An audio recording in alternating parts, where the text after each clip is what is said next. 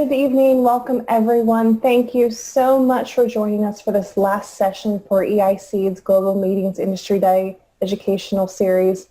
My name is Liz Dombrowski. I'm the Certification Manager here at the Events Industry Council. I am so happy that you're with us. I'm going to go over some brief housekeeping moments and then turn things over so we can get started. Just as a reminder, we do have live closed captioning available for this session.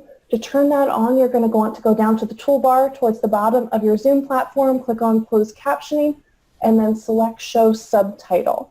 We also really do want to encourage you to engage with our panelists, engage with each other. Feel free to have peer-to-peer conversations in the chat box throughout the session. Please also post your questions in the Q&A panel and then use that upvoting feature throughout the session so that way our panelists are able to address the topics that are most important to you as our audience. Finally, the recording will be posted afterwards in EIC's Knowledge Hub, so that way we can continue the conversation that way as well. And lastly, everyone who attends with us live will be earning 1 hour of CE towards their CMP certification, either the renewal or for that initial certification requirement. So with that being said, I'm going to turn things over to Amy Calvert, our CEO. Hi, Amy. Thank you, Liz.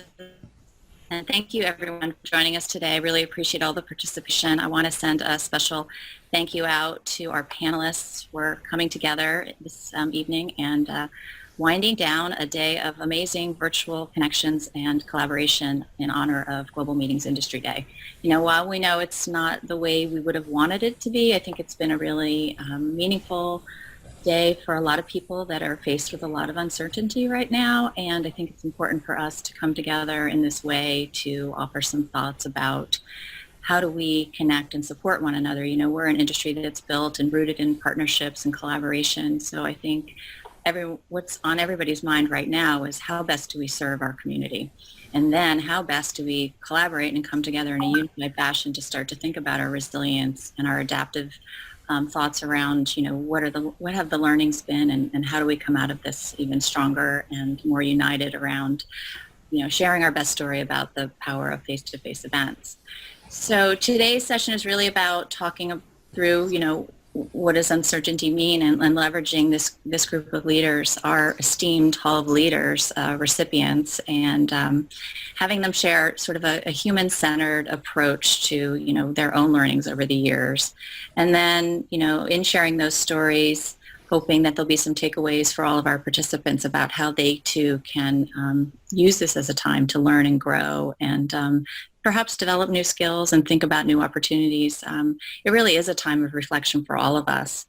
And then again, like I said, how do we come back stronger and more united as we come out of COVID-19, which we all know we will. And I imagine that time together to be a really joyous moment in time for all of us. So as I think about what this day has meant and I think about what is ahead of us, I am really grounded in a lot of gratitude and deep appreciation for all the good things yet to come. So we have a kind of a special way to introduce our panelists today. I think a lot of you are going to enjoy this. As many of you know, Hall of Leaders is a group of people that many of them have grown up in the industry together. You know, what makes this group so special is not only the things that they've been able to accomplish as individuals and professionals, but the contributions that they've made to our global events industry that go beyond, you know, their particular career path. I think it's really about the lasting legacy impact as leaders that they've left and can, you know, continue to offer our industry. Because quite frankly, some of them are still very active in the industry. So the concept is I'm going to introduce Terri Brining, the principal at the Brining Group, and then she is going to introduce one of our next esteemed panelists. Terri, thank you for joining us. Over to you. Thanks, Amy. Delighted to be here among this very esteemed panel, and it's my great pleasure to introduce Eduardo Jiao. I first met Eduardo when he was working for the Mexico Tourism Office when I was part of the MPI volunteer leadership team. Mexico has been for a long time a popular tourist and incentive destination, but it was not necessarily top of mind for meetings. Eduardo changed the perception of Mexico as a meeting destination. He didn't do it single-handedly, but he certainly led the charge. Eduardo was and still is a constant presence everywhere in the meeting industry, and much of the success of Mexico as a destination is really to his credit. Eduardo has remained active even after leaving the tourism office. On Eduardo's LinkedIn page, he says that his role is building global bridges within the meetings and tourism industries, and I think that's just a perfect description of not only what Eduardo does, but who he is. He has always volunteered, continues to do that. He is always generous and kind. He is widely loved and greatly respected. Eduardo currently serves with Maritz Global Events as the Global General Manager for Latin America. So I'm pleased to introduce Eduardo Jiao. Thank you very much, dear Terri. And I am very lucky also because I have been chosen to introduce my dear friend and my respected friend, Janet Sperstad. In all the groups, in all the boards, in all the meetings, I've had the pleasure to sit with Janet. She's the voice of wisdom, the voice of excellence, and also an enthusiastic advocate of the students of the academic world. She represents the heart and soul of our industry, of our profession. She has defended, she has defined, and she has promoted our key competencies and standards, achieving our industry to be considered its own sector. Janet is one of the leaders that have made it clear that our activity is much more than transactions and logistics, and that we are part of the knowledge and the education and knowledge economy, and that we need to develop soft skills in the cognitive, in the behavioral science in order to really be successful. She has constructed very solid bridges between the academic and the professional worlds. Janet is an amazing, very humble, always smiling, caring human being whose contributions and generosity have impacted several generations. It is a real pleasure to be considered her friend. Well, thank you, Eduardo. And I am the lucky duck of them all. I get to introduce Michael Dominguez. Michael has been with our industry for many, many years, and he's given of himself. He's one of our leading strategic leaders in our industry, and he has taken strategy to the streets. He has educated us and nurtured us, bringing real-world information down to a place that we can understand it, to do something with it. He always brings great information, keeping us real and relevant in our industry so we continue to be successful in our roles. Michael has enough energy to, I think, light my entire city of electricity. He just is the energy that he offers us, and he continues to give. He is the president and CEO of Associated Luxury Hotels International. And I think all of us have been touched some way and somehow of Michael, whether we've read his articles, we've seen him speak, or we've watched one of his videos. So Michael, we are better because of what you offer us. So thank you, Michael. Thank you, Janet. And I couldn't be more pleased to be here and to be with this group of friends. And I get the honor of introducing a longtime friend. And no, I'm not calling you old, David. It's just we've known each other a very, very long time. But when I look at David, and especially times like this, and candidly, this will be the third crisis that we've been a part of in some form or fashion. I'm thankful to have people like David Peckinpaugh that are part of this, because you bring a level of maturity and a level of caring to our industry that is sometimes lacking. And what I've seen even through this crisis, and I've seen through others, a level of positivity that sometimes is lacking. When people are feeling like the world is falling apart, you kind of bring some semblance of calm to that. And I mean that sincerely. And probably what I admire most about David is we do really serious work and you contribute to all of it, but you don't take yourself too seriously. Your sense of humor I truly enjoy, and I think it brings a lot of joy to our industry, and I am truly privileged to call you a friend. Thanks, Michael. I really do appreciate that. And we do go way back, so thank you for those kind words. And I have the pleasure now of introducing Terri Brining. And Terri, I'm sure, is a little concerned about what I'm going to do and what I'm going to say, but I'm actually going to be nice and behave myself.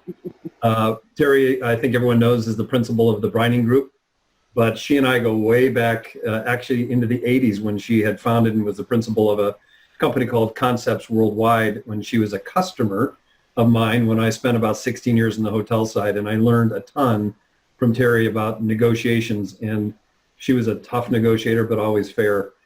Since then, I've worked with Terri as a client, a customer, a colleague. She's been a board member when I was with the San Diego CVB.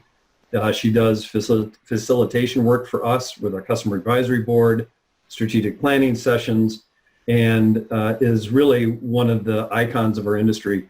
I think everyone also knows Terri from her work on the meetings ROI initiatives she's championed for years and years, and really brought that to the forefront and has done an amazing amount to move our industry forward when we look at ROI, ROO, and just measurement overall.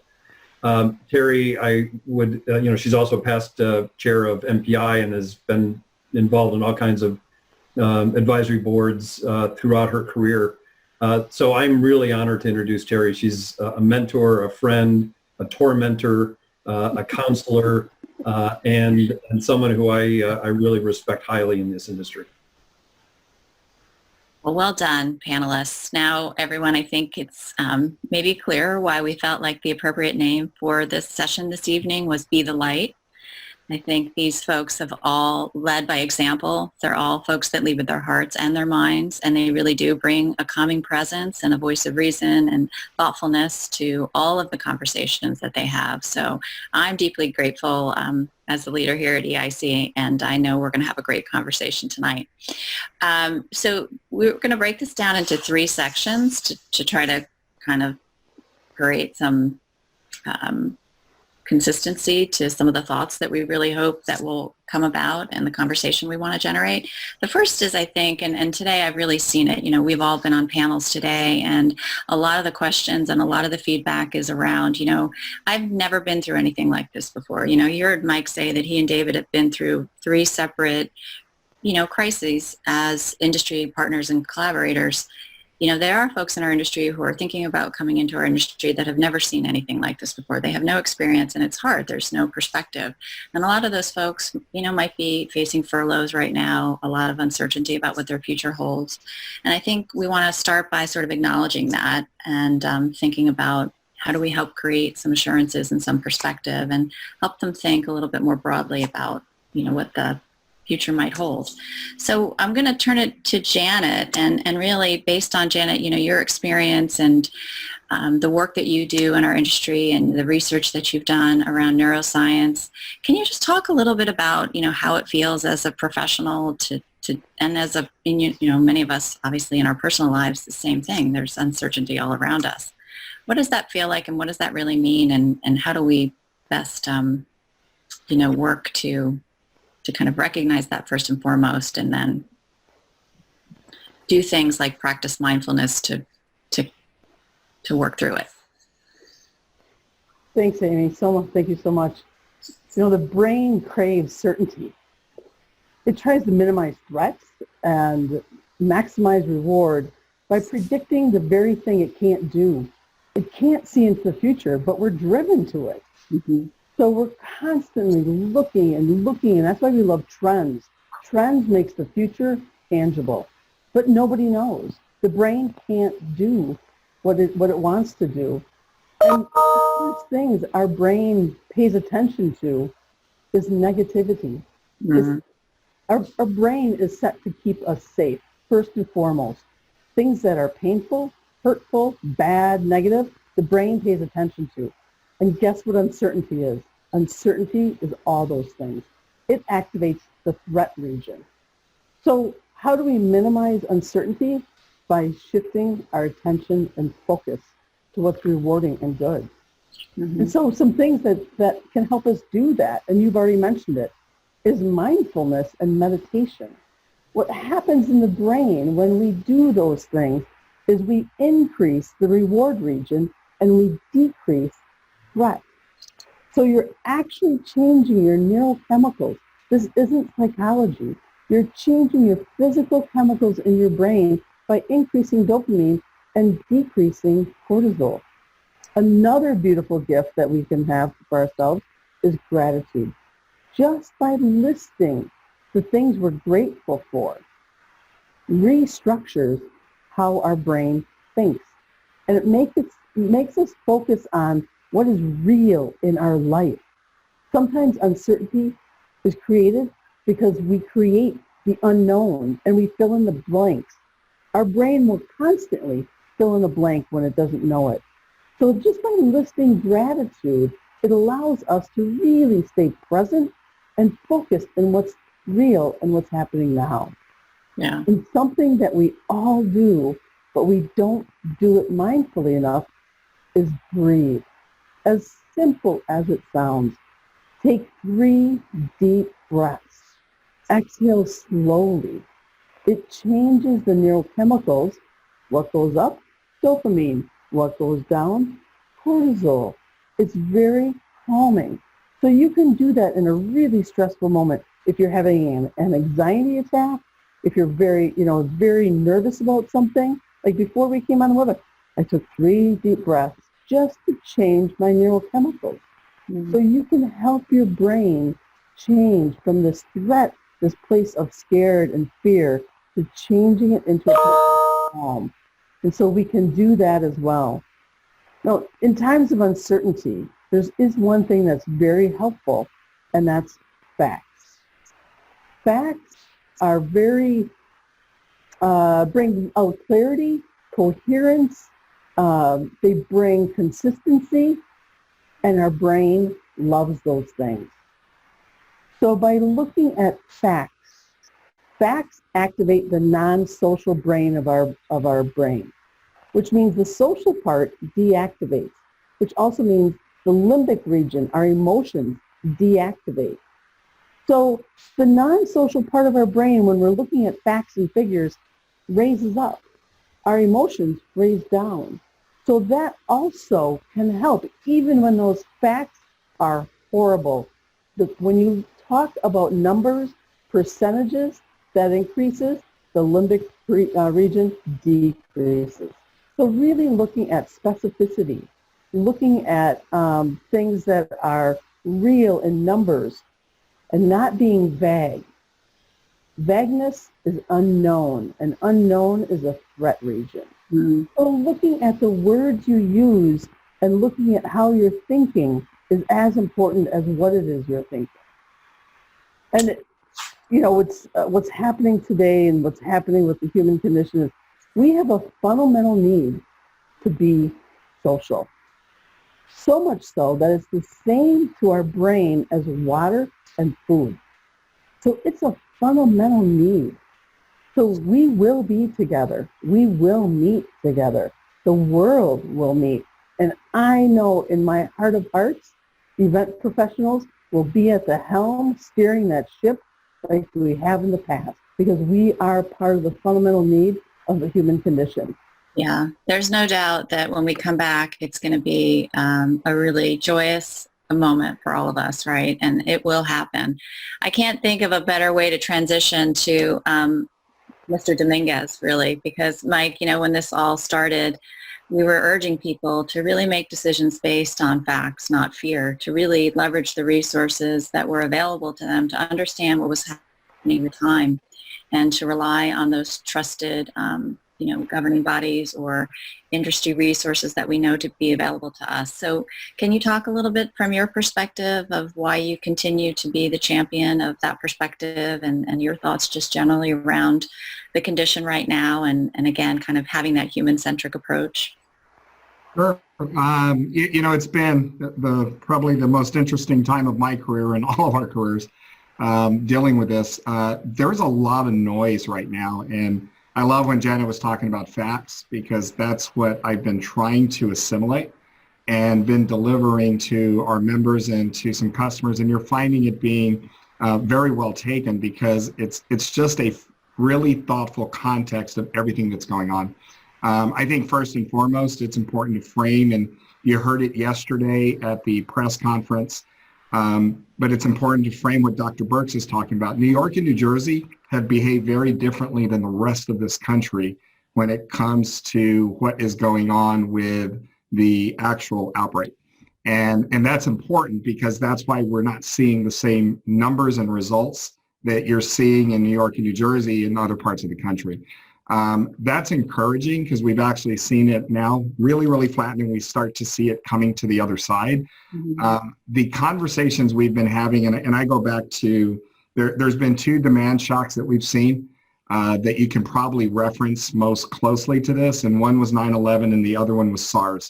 And when it comes specifically to travel, it wasn't the economic shock, it was those two shocks. And when you looked at it, there was a strong V recovery after 9/11. And it was a huge drop because people were afraid to travel. And there is a fear factor with all of this right now that is well outside the boundaries of just the disease. And that's why I put that demand shock in there. And then when you look at SARS, we did cut down travel because of a health scare. And you saw a V and a U. And I keep saying if those two could have a baby, we kind of will see what this looks like. If you could marry those two, you'll see it's somewhere between a V and a U, I would expect. I do think there will be, we've never been in a situation for anybody trying to predict this. Even when we look at GDP and economics, we've never been in a situation where we shut down the economy intentionally. We did it. There wasn't any other economic driver that did that. So that gives me great optimism on how we can get out of it. And I would not discount, we've never thrown $2 trillion at a problem like this. And it's not money being given away. I think it's sometimes being misrepresented because a lot of it is in the facets of loans. And a lot of it is about liquidity to keep businesses afloat in between. And it's not that the businesses can't survive. They just need cash right now when it's not available. And to remind everybody, the Federal Reserve and the central bank was set up to be the lender of last resort. It's the last resort.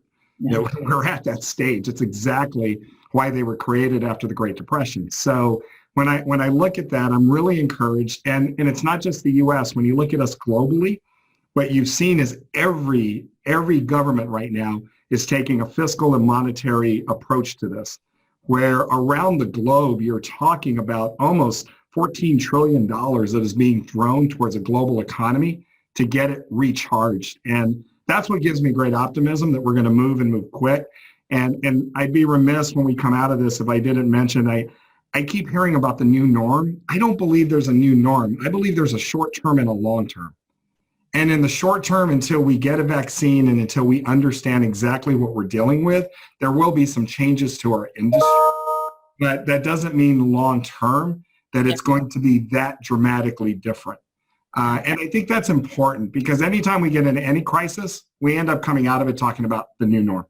Yeah, I know. It's a hard term to get your mind around right now, right? Because there's that which we know that the industry would go through in terms of adaptation, transformation, innovation on a regular basis. But this perhaps has put us into a position where that might allow us an opportunity to do that more in a unified fashion or more quickly. But I agree with you.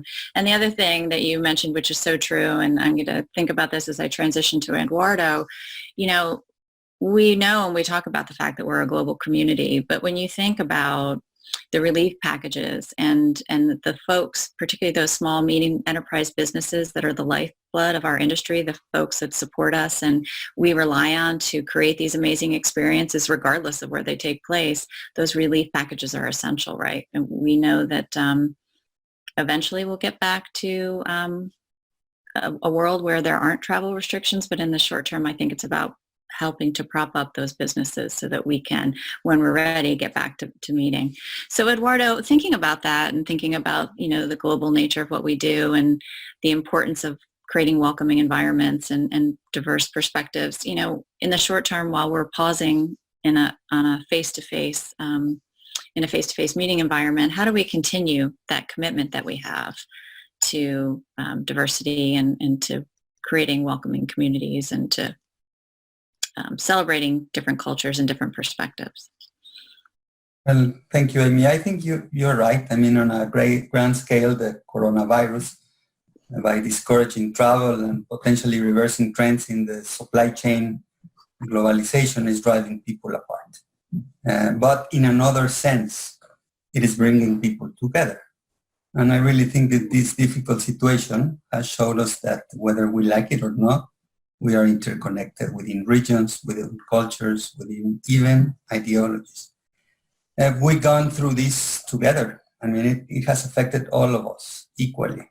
I mean, it doesn't matter where you are from, which is your age, which is your economic situation or your social status. This has been, I mean, everybody has been vulnerable. And I think the only way to go through this is collaborating. So I think that has been also very, very clear.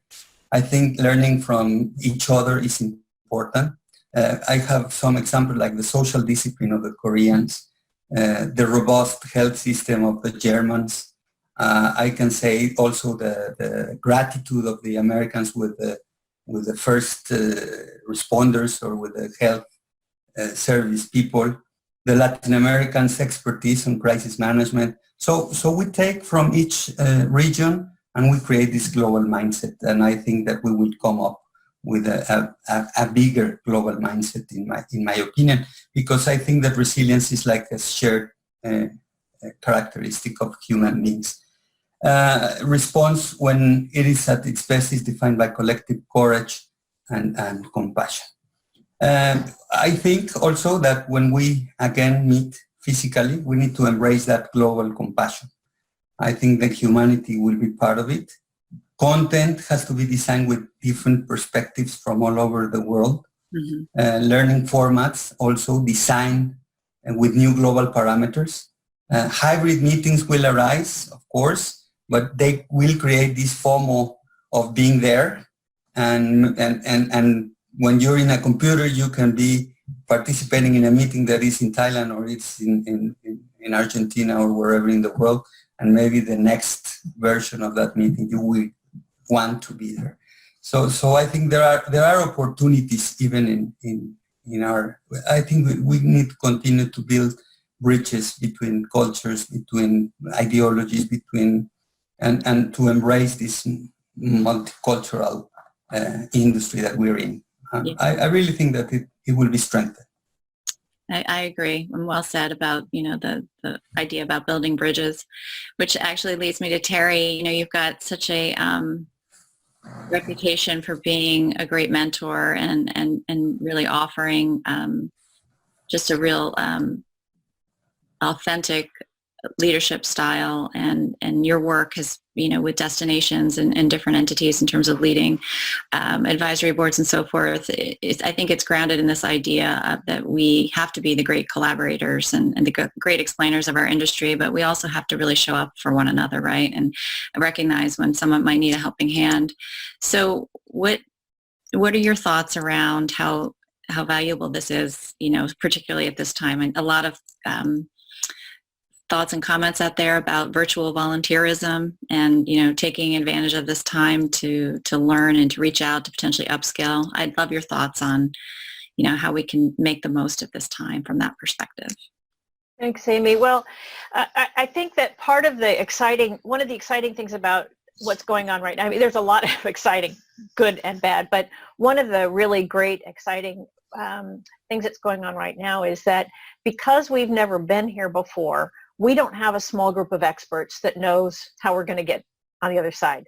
We have facts that, we've talked about. We have ideas. We have, there are a lot of models about what the thing is going to look like when we get on the other side, whenever that is. But we don't have a small group of people that we can turn to. So there's huge opportunity in that, because then we all have an opportunity to play a part. And I think that this is a moment where every single person in the industry, I mean, really every single person in the world, but specifically in our industry, can contribute to the solution. And we will do that differently, but we all have an opportunity to make a contribution right now. One of the things, as you said, that I love about the industry and why I've spent my adult life here is because of the collaboration, because of the connection, because, as Eduardo said, of the global compassion that we have, right? We are we are a massive industry and a small community, right? Mhm. And that we're all connected to one another. I have learned most of what I know from people that have served as mentors to me in both a formal and informal way. And so I think I have a responsibility to pass that on.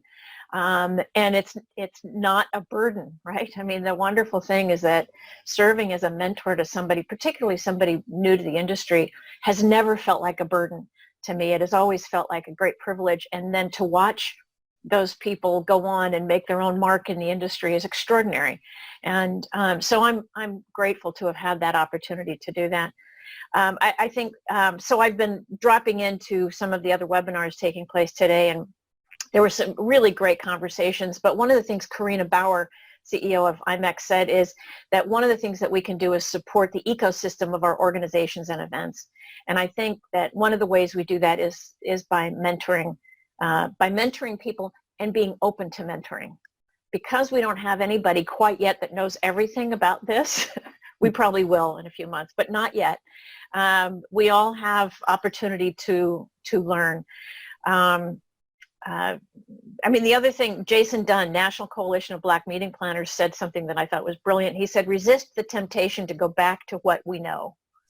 Step into the gap. Well, if we're going to step into the gap, we need people to show us how to do that, or to step into that gap with us. And that's where mentoring comes in. I think this is a perfect and brilliant time to ask ourselves what's next. We don't know, so it's not like there's a right or wrong answer. It's just an open question. What's next for us collectively? What's next for me individually?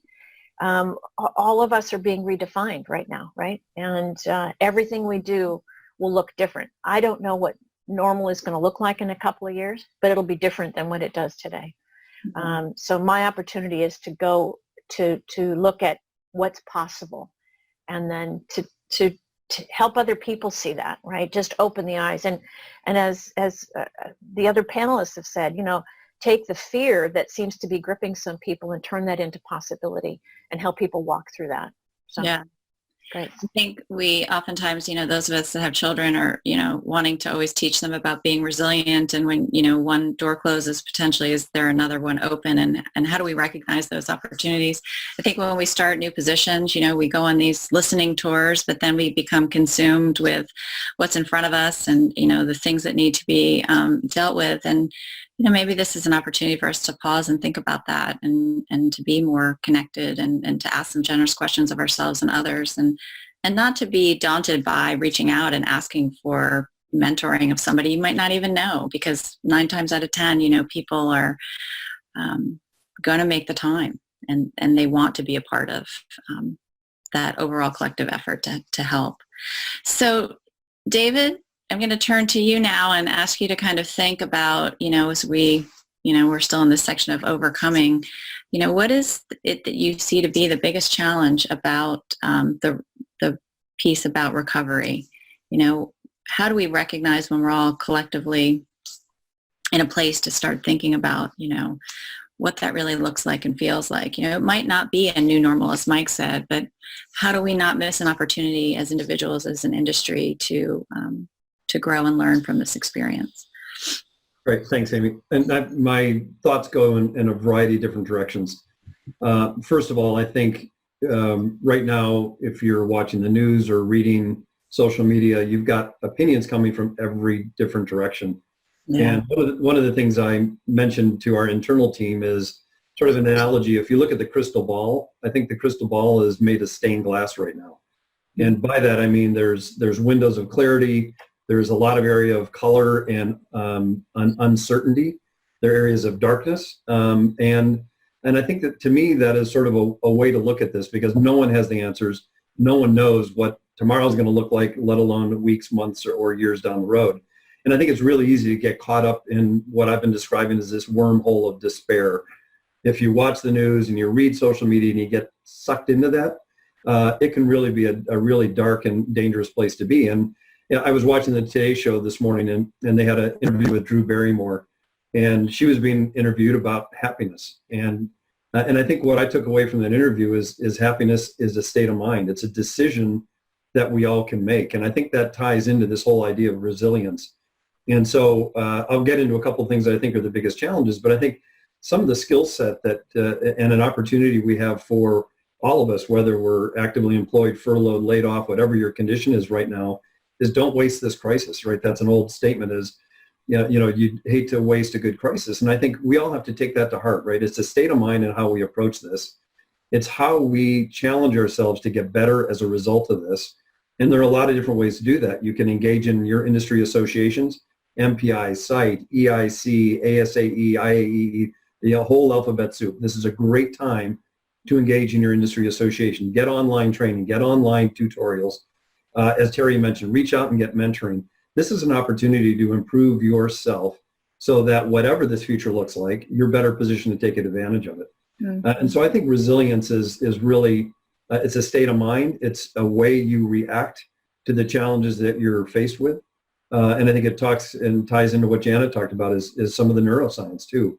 So I think that is a great opportunity for all of us to engage differently and to prepare for this new future. Now, I hate the terms new normal. I think we're a very adaptable human race, if you will, and we are going to adapt to this next set of challenges. We've seen that after the different crises that Mike mentioned earlier. Every time we see the end of face-to-face meetings, the end of this or the end of that, and there are always these absolutes, and that never turns out to be the case. It turns out to be some sort of hybrid approach, some sort of tweaking that occurs with our industry or our businesses, but it's never, at least in my experience, ever an absolute. It's never that complete 180, and I think we have to be prepared for that. We know that, in my opinion, one of the biggest challenges we're going to have is getting people to go through airports, to go through the TSA experience and get on an aircraft. While we have some of drive-in markets, most of our meetings depend on air travel, whether it's domestic or it's international. That is going to be a huge barrier that we need to overcome.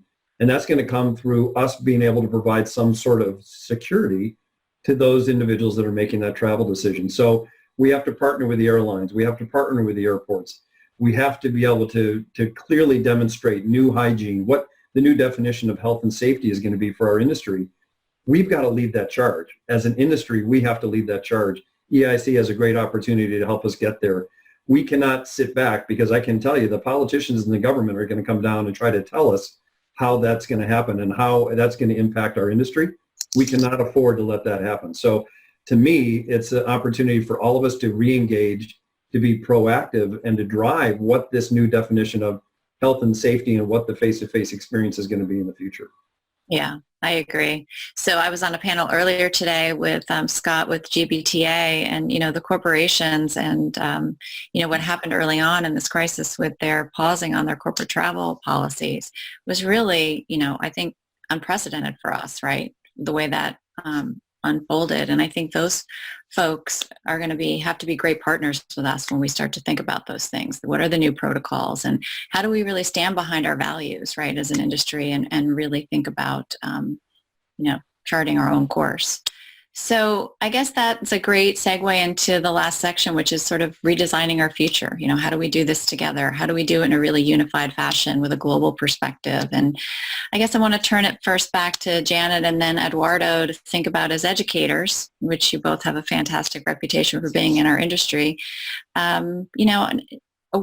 What are the learnings as we think about that which could apply moving forward that would be really inspiring, I think, rather than, a reaction to maybe, a safety protocol, which is always going to be important.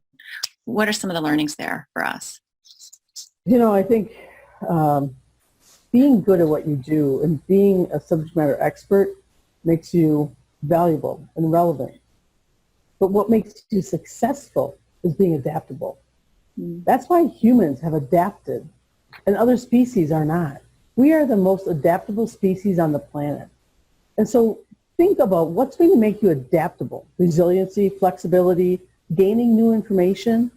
Really, that will be part of what I really hope in academia, educators look at is outside of just our core competencies, our core body of knowledge, is teaching students that are coming into the fifth most stressful job is adaptability.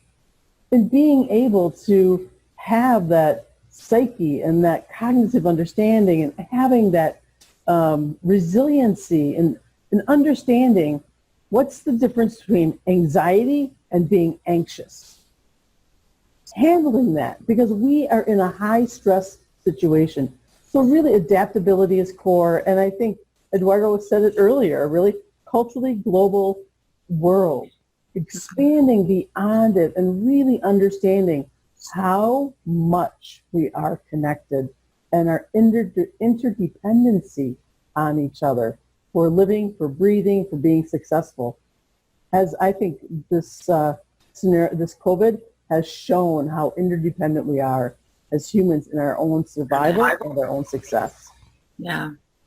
And how we're so not used to, some of the things that we potentially take for granted being put on pause, whether we like it or not, right? We all have to kind of sign up to do the right thing right now in order to be part of the solution.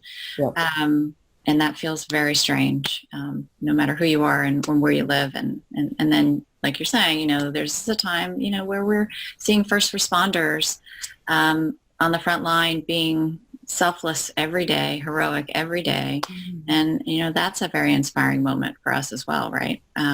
Huge learnings there. So, Eduardo?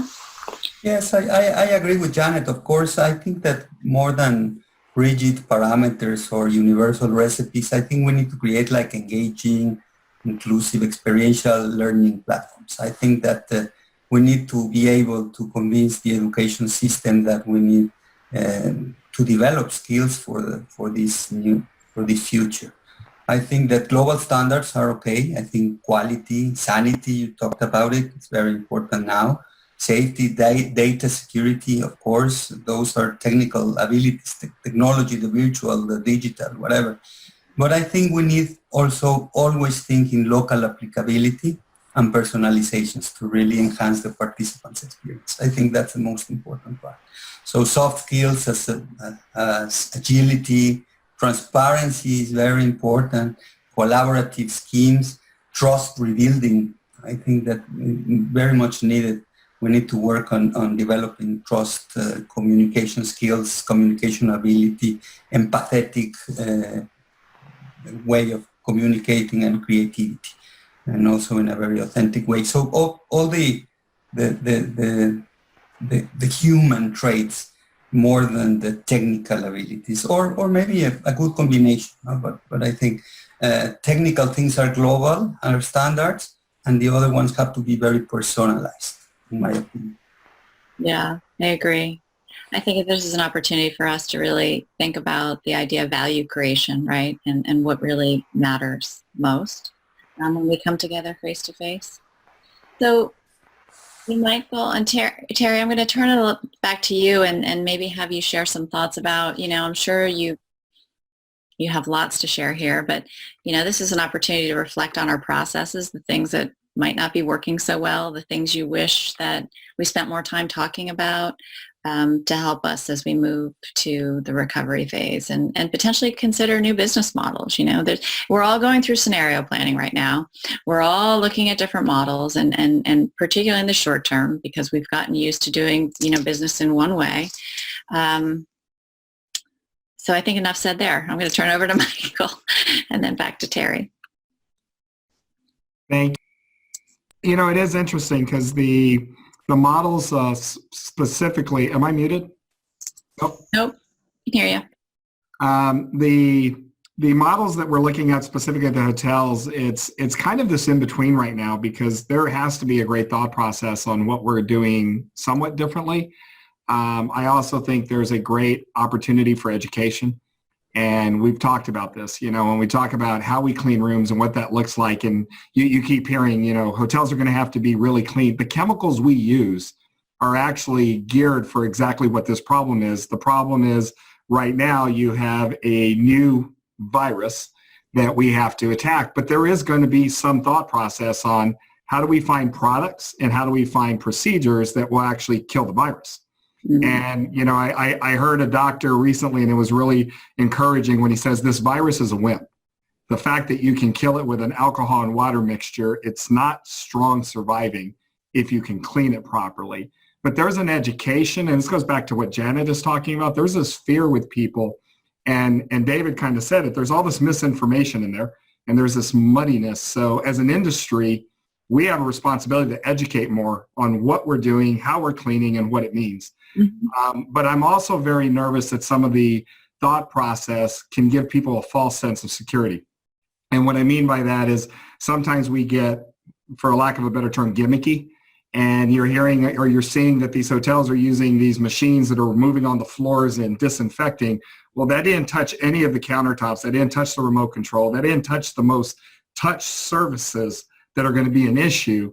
Yet if you're being told that the room has been disinfected, you now have a false sense of security. It might not be as focused on washing your hands. I think out of all of this, and I said it yesterday, I hope we continue to wash our hands the way we're washing our hands right now. That is probably the best thing to come out of this. If people understand when we're together, if you wash your hands, you're going to have better outcomes when it's all said and done. Business models, I think it's the time to take it. It's the time to take a look at how do we break it? How do we do it differently? What does that look like? I think is hard. And I've been on too many calls recently where people are asking, what's it going to look like? I go, I don't know. The CDC will tell us that.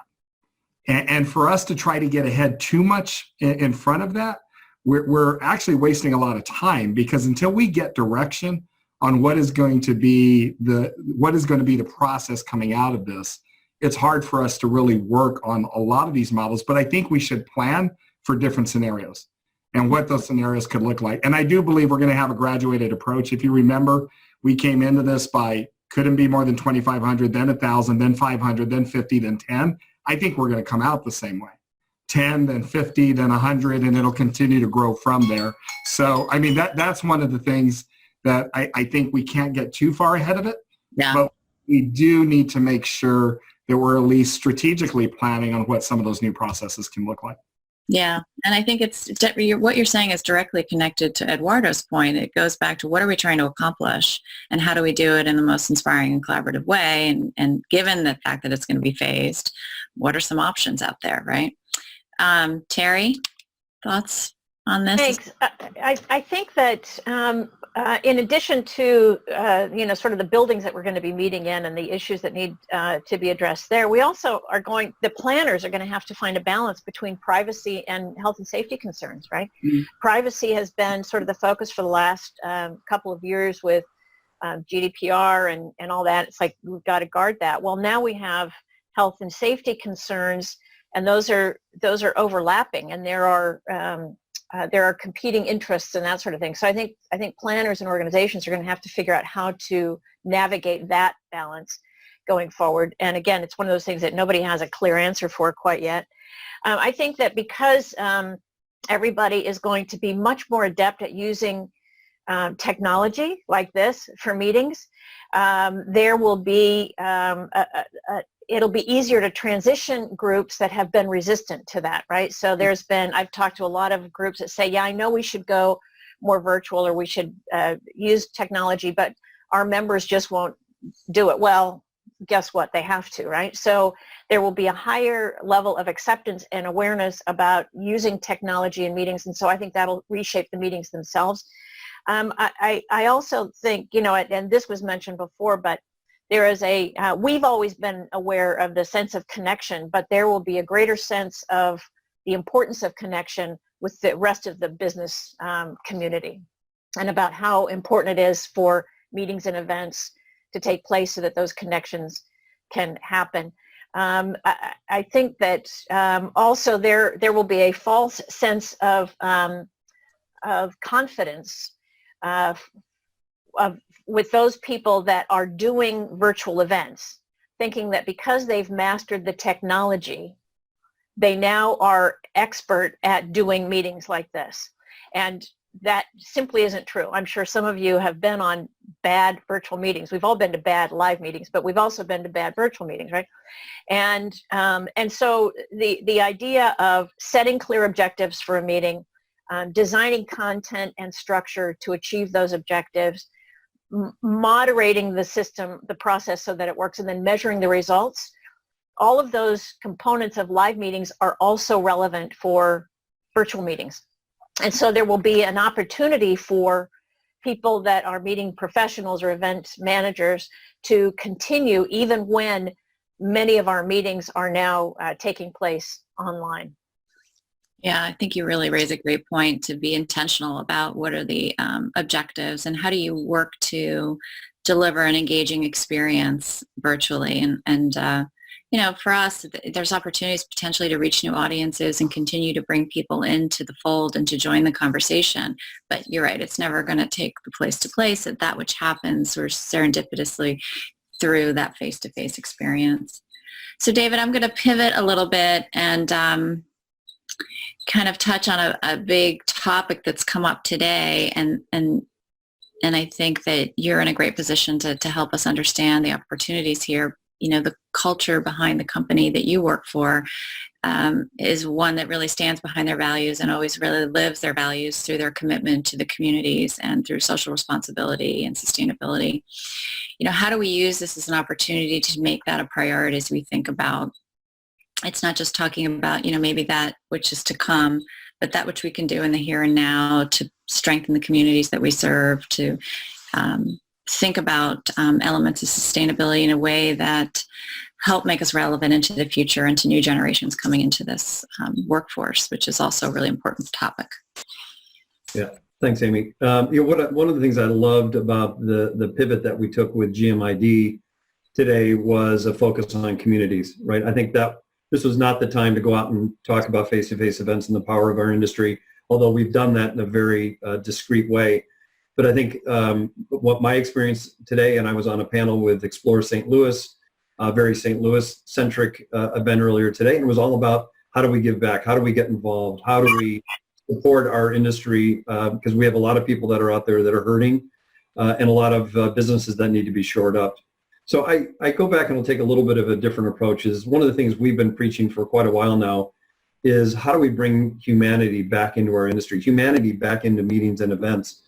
And I think we do that through our service mentality. And one of the dangers I think we have in this virtual workspace and environment right now is the tendency to lose that human connection. And I think that's a big challenge that we have, and it's scary. And you know, a lot of books out there about servant leadership, and I think this is an opportunity. We're all leaders in whatever role we are. We're all leaders, and this is an opportunity for us to demonstrate servant leadership. And there are a lot of different ways to do that, and a lot of different ways to then take care of your communities. And there have been great examples. There are some simple things I think we can do. One is, you know, pick up the phone, right? People want connection. And while this is fine, you know, one of the things we've said and I shared yesterday is this is filling a gap, but this is not filling the void. And Janet touched on it. The basic human need we have for connection and the social aspect that we are as human beings, this is filling a gap. This is not filling that void. And so we've got to figure out a way to fill that void. Pick up the phone, write people cards, handwritten notes is a great way for us to demonstrate hospitality and servant leadership. Touch base with people on a regular basis. Don't let them feel isolated, because it's so easy to do in this environment. And I think those are really basic, simple steps that we can take to keep hospitality alive, to keep that servant leadership alive, and to take care of the people of our industry, and then focus on what you can do in your local communities. One quick example, I've seen a lot of great creativity. We have seen that if you're watching social media. An example I saw in our company, we have a spouse of one of our employees who is one of the frontline healthcare workers down in Texas. And she's been isolated from her young children and husband for the last month, having to live separate, in separate quarters in the house and being completely isolated. So the team arranged for local neighbors and people to come by and put signs in the front yard, gifts in the front yard, and acknowledgement of that frontline worker. And it made all the difference to that individual and to that family. So there are things we can do to drive the hospitality that we are so well known for, and we can't let this virtual environment prevent us from delivering that on a day-to-day basis. Yeah, you're so right. I mean, you know, this current crisis is putting people that were, you know, living, people that are the frontline workers in our industry in a terrible place of uncertainty, right? So we have to be, I think, very aware of how we can have a positive impact to make sure that those folks don't fall into even a worse place, and, through a connection, David, with Carrie Schermacher, we had a conversation around this whole issue of human trafficking and how, through this current crisis, we have to be really mindful of the fact that this will be, something that will unfortunately see a huge uptick in. And I think we have the power as an industry when we bring our hearts and a servant mentality to bear through this crisis and coming out of it. So I think there's so much opportunity there. So we're coming up on the last 5 minutes of our time together, and as we knew it would, this time has really flown by. So there's fantastic questions. I think what I'd like to do is we're going to record some of those questions and provide some answers post our time together this evening. But I'd like to wrap, as we had planned to wrap, with offering all of you an opportunity to share with this group, your thoughts around or wisdom that you can share, collectively understanding, this conversation started with the theme of being the light. We know that our industry is, and the people that we know and love, so many of them suffering deeply right now. So I welcome an opportunity for you all individually to share some wisdom, and no pressure. We only have a few minutes left. So I'll start with Janet, and then we'll move to David and Michael and Eduardo and Terri. I think just some words that came to mind right away, and I hadn't thought about this, but really what resonated for me in the conversation is compassion, empathy, and togetherness, and doing things that connect to others and staying connected to others, because it'll keep you healthier and happier. So just reach out and stay connected. People are in difficult places. Just stay connected. We need you. You matter to us. You are important to us. Wonderful. David? I think I would focus on the recovery to come, right? I think it's so easy, I mentioned, to get sucked into that wormhole of despair, and I would really encourage everyone, don't allow that to happen. It's a state of mind. You can make a decision about your attitude and how we're going to approach this. I am very bullish on the future of face-to-face, not just because my business depends on it, which obviously is a conflict of interest, but because I believe in the need for human connection. And so I would, we don't know the length of this window. As I said, it's a muddy crystal ball right now, but we are going to recover. We are very adaptable. And the one word I would sort of share at the end, which Jana touched on, is empathy. I think we have to walk in other people's shoes and understand what they're going through, and to have empathy for their experiences, and to have that filter and lens, because it'll make us kinder, better people and kinder, better leaders. And I think that's critically important in a time like this. Thank you, David. Michael? I would go into two thoughts. One is, as we get older, we all need reading glasses because our lens hardens in your eye. And there's nothing you can do about that except have laser treatment to fix it. I like to say the longer we've been in the industry, the harder our lens is. Our lens tends to harden, and we tend to look at everything that's wrong. When we go to a meeting, we're the worst critics. And I hope we come out of this with a little bit of a softer lens, understanding what was really good about that, and then offering room for improvement. And I would end with my favorite quote from Thoreau is, what you do speaks so loudly, I cannot hear what you say. Let our actions speak louder than our words. And going back to David's point, let's be kind to each other. Love it. Eduardo?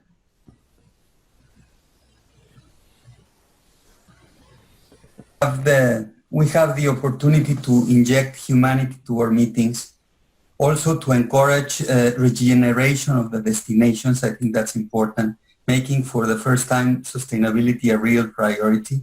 I think we have three assets we need to recover from this crisis: our reputation, our soft skills, and our network, our business relationship. And I think we need to really take care and protect them three, and until we meet again. Thank you. And Terri? Thanks. I have two things. First of all, I think we've created a new definition for business casual. And we'll see if that carries into our next life or not. But the thing that I think is really important is to make sure that we stay where our feet are. Let's not get too far out into the future, into the wormhole or, disaster or what it's going to be like, but just stay where we are right now today and do what we can today. And I can't take actions today in 6 months. I can take actions today just for today. So that's always true, but it's just something to keep in mind for today. But Thank you. Great job, everyone. Well, we've come to the end of our evening, and I loved your words of wisdom. I love the idea about our common humanity and the opportunity to live our values and to be staying positive through all of this and showing up for one another. So I just want to let you know how grateful I am for your time and for your heart and for your leadership, not just this evening, but throughout all of time and really reflecting on all that you've brought to us as an industry. I could not be more proud to be with you this evening and grateful for everything that you've done. So thank you to the team. Thank you to our participants who made time to wind down the day with us. We are so, so happy to have had this time with you, and we look forward to future conversations and maybe bringing this group back together again. So be well. David, thank you for your leadership, Amy. Yeah, Thank you, and everyone. everybody, Be well. take good care. I wish you health, peace, and a lot of Bye-bye. happiness. And I look forward to seeing you sometime very soon. Bye. Adios, amigos. Bye. Bye-bye.